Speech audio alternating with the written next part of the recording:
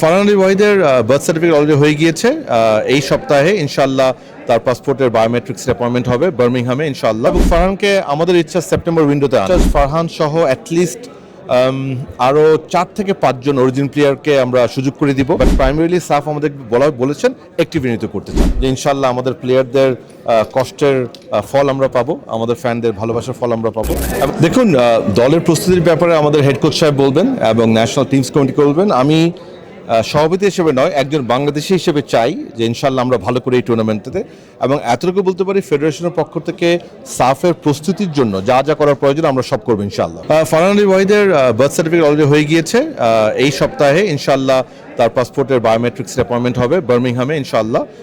বার্মিংহামে আমরা কথা বলছি, সো খুব সুন তার পাসপোর্ট হয়ে যাবে। এবং ফারহানকে আমাদের ইচ্ছা সেপ্টেম্বর উইন্ডোতে আনা, তারপর ইনশাআল্লাহ নভেম্বর তো থাকবেই ইনশাআল্লাহ।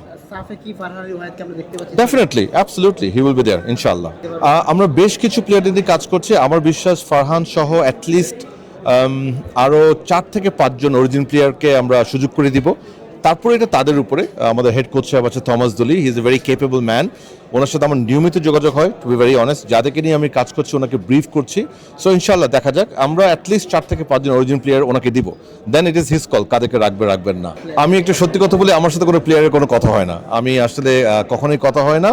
বাট আমি এতটুকু বলতে পারি যে আমাদের প্লেয়ার যারা আছেন, আমাদের টেকনিক্যাল টিম যারা আছেন, দে আর অল লুকিং ফরওয়ার্ড ফর সাফ। বিকজ আপনাকে বুঝতে হবে দীর্ঘ 8 বছর পরে হচ্ছে, এটা একটি কম্পিটিশন এবং কম্পিটিশন সবাই জিততে চায়। সো উই রিয়েলি হোপ যে ইনশাআল্লাহ আমাদের প্লেয়ারদের কষ্টের ফল আমরা পাবো, আমাদের ফ্যানদের ভালোবাসার ফল আমরা পাবো, এবং ইনশাআল্লাহ বাংলাদেশ ভালো করবে।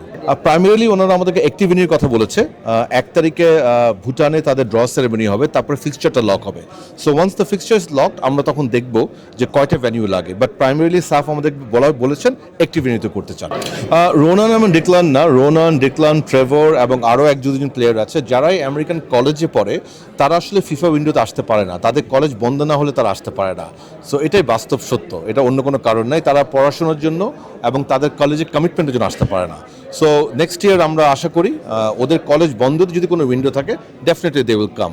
বাট বিয়ন্ড দ্যাট, ইতিমধ্যে যশোরে আমাদের 4-5 জন অরিজিন প্লেয়ার আছে। আমাদের যে ইউথ কোচ জেরাদ এবং আমাদের যে আন্ডার-20 ম্যানেজার সামিদ, they are constantly working with them and we are hopeful. যে টিমটা আন্ডার-20 টিম যেটা উজবেকিস্তানে যাবে, ওখানে আমি তো যতটুকু দেখছি অ্যাটলিস্ট 5 জন অরিজিন প্লেয়ার থাকবে ইনশাআল্লাহ। সো লেটস সি ইনশাআল্লাহ। দেখুন, আমি আসলে সম্ভাবনা নিয়ে কথা বলতে চাই না, আমি বাস্তবতা নিয়ে কথা বলতে চাই। আমার এখন সামনে টার্গেট আমাদের আন্ডার-20 এফসি কোয়ালিফাই করা, উইচ ইজ ভেরি চ্যালেঞ্জিং। আমরা একটু শক্তিশালী গ্রুপে পড়েছি, অ্যান্ড দেন সাফ মেন্স কম্পিটিশন এবং এফসি আন্ডার-17 কম্পিটিশন। সো আমাদেরকে আগে দক্ষিণ এশিয়ার শ্রেষ্ঠত্ব অর্জন করতে হবে, আমাদেরকে এএফসিতে কোয়ালিফাই করতে হবে multiple times, only then we can think of World Cup. So আমার মনে হয় স্বপ্ন দেখা ভালো, অবশ্যই আমরা স্বপ্ন দেখি, তবে বাস্তবসম্মত স্বপ্ন দেখতে হবে এবং এগিয়ে যাব স্টেপ বাই স্টেপ ইনশাআল্লাহ।